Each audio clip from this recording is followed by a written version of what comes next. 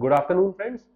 I am Naveen Tekwani, practicing CFA, working in this financial space and stock research space for past 22 years now.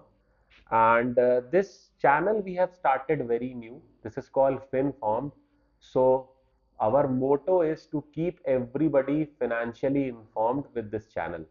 तो छोटा सा एक प्रयास है जिससे हम आप लोगों को अपने द्वारा या अपने नॉलेज और स्किल सेट्स के द्वारा छोटी छोटी फाइनेंशियल टर्मिनोलॉजीज के बारे में अवगत करा सके।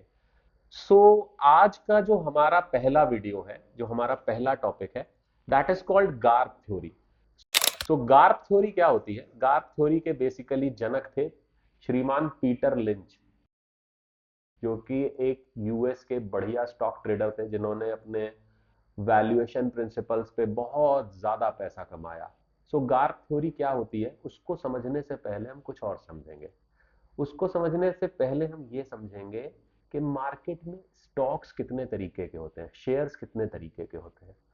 सो बेसिकली मेरी समझ से अगर मैं आपको बताऊं तो शेयर्स जो होते हैं वो चार तरीके के होते हैं। पहला टाइप होता है जिसे हम बोलते हैं साइक्लिकल स्टॉक्स।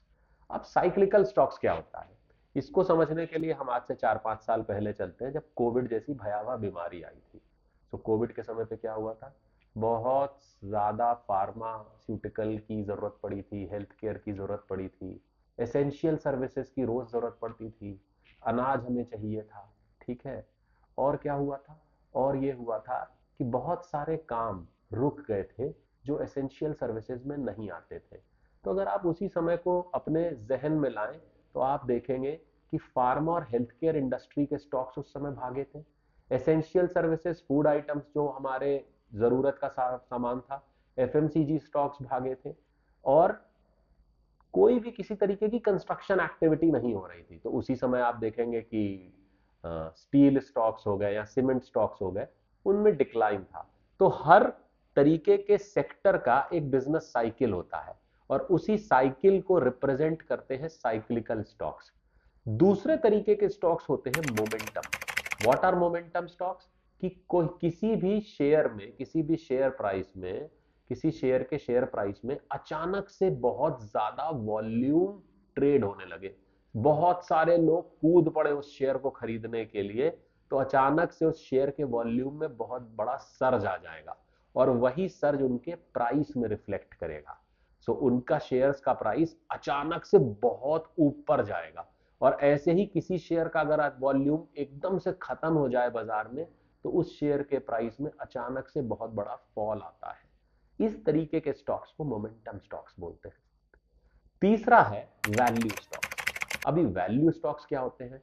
वैल्यू स्टॉक्स को जनरली इस तरीके से डिफाइन किया जाता है कि ऐसे स्टॉक्स जो अपनी इंट्रिंसिक वैल्यू से बहुत कम लेवल पे ट्रेड कर रहे हो। तो बायर कहां अट्रैक्ट होगा? बायर ऐसे स्टॉक्स में अट्रैक्ट होगा ये सोच के कि जब भी वो स्टॉक्स अपनी इंट्रिंसिक वैल्यू को टच करने के लिए ऊपर आएंगे तो मैं उसमें प्रॉफिट कमा लूंगा। चौथे स्टॉक्स होते हैं ग्रोथ स्टॉक्स। अब ग्रोथ स्टॉक्स क्या होते हैं? जिनकी अर्निंग्स अर्निंग्स को हम डिफाइन करते हैं ईपीएस से, अर्निंग पर शेयर से। अर्निंग्स जो है जिनकी, वो उन स्टॉक्स की जो अर्निंग्स है वो एवरेज इंडस्ट्री अर्निंग से ज्यादा ग्रो कर रही हो। ठीक है। सो जिनकी EPS growth average, above average हो रही हो, ऐसे स्टॉक्स को हम ग्रोथ स्टॉक्स बोलते हैं। तो यहां तक तो हमें समझ में आ गया कि चार तरीके के स्टॉक्स कौन से होते हैं। अब हम इस पे आगे बढ़ते हैं जो पीटर लिंच साहब करते थे अपने समय पे। तो वो क्या करते थे, ना वैल्यू स्टॉक्स की बात करते थे ना ग्रोथ स्टॉक्स की बात करते थे। क्योंकि वैल्यू स्टॉक्स में वो समझते थे कि ऐसे ट्रेडर जाते हैं जो ये सोचते हैं कि कम वैल्यू का स्टॉक उठा लें और जब वो अपनी इंट्रिंसिक वैल्यू को टच करने आएगा तो उसका प्राइस बढ़ जाएगा।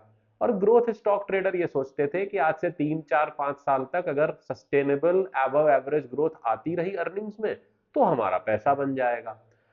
तो उन्होंने एक थ्योरी डिराइव की जिसको बोला उन्होंने गार्प। अब गार्प बोलते हैं, गार्प एक एब्रीविएशन है और इसका फुल फॉर्म होता है growth at reasonable price, GARP। अब इस थ्योरी को डिराइव करने के लिए उन्होंने कॉन्सेप्ट क्या निकाला? उन्होंने वैल्यू ट्रेडर्स को पकड़ा जो अब नीचे चीप स्टॉक्स उठाते थे, तो वो चीप स्टॉक्स कैसे उठाते थे या इकोनॉमिकल स्टॉक्स कैसे उठाते थे?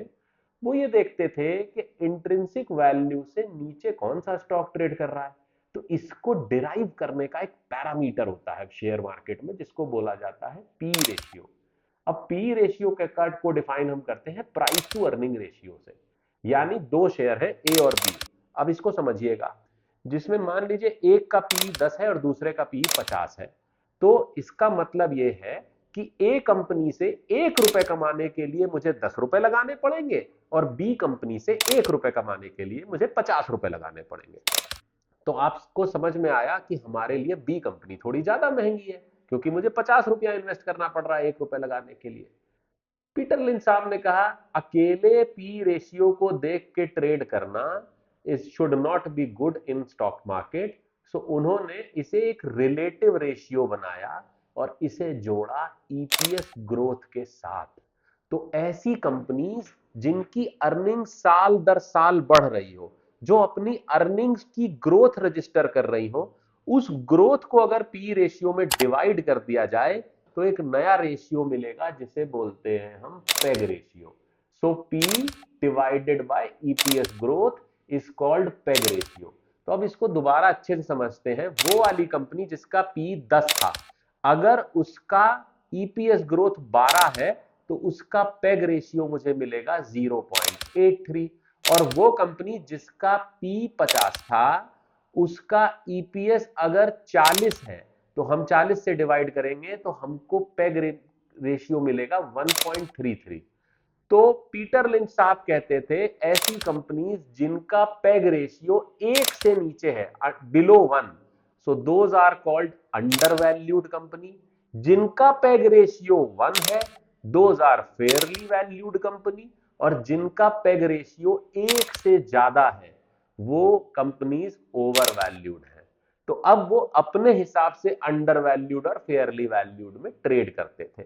लेकिन आज के ट्रेडर्स के लिए गार्थ थ्योरी थोड़ी सी चेंज हो गई है, क्योंकि आज के ट्रेडर लिंच साहब के जमाने के तो रहे नहीं।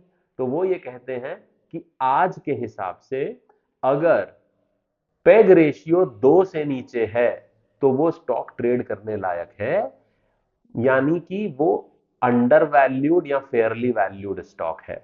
So this is called Garp theory, जहां पर हम पी को एक मानक या एक स्टैंडर्ड ना मानकर पेग रेशियो को, पीईजी रेशियो को हम एक मानक और स्टैंडर्ड मानकर स्टॉक सिलेक्शन करते हैं। Thank you so much. ये एक छोटा सा प्रयास था आपको फाइनेंशियल टर्मिनोलॉजी समझाने का। So to be financially informed, keep subscribing FinFormed. Cheers. Naveen Tekwani signing off from this video. Thank you so much.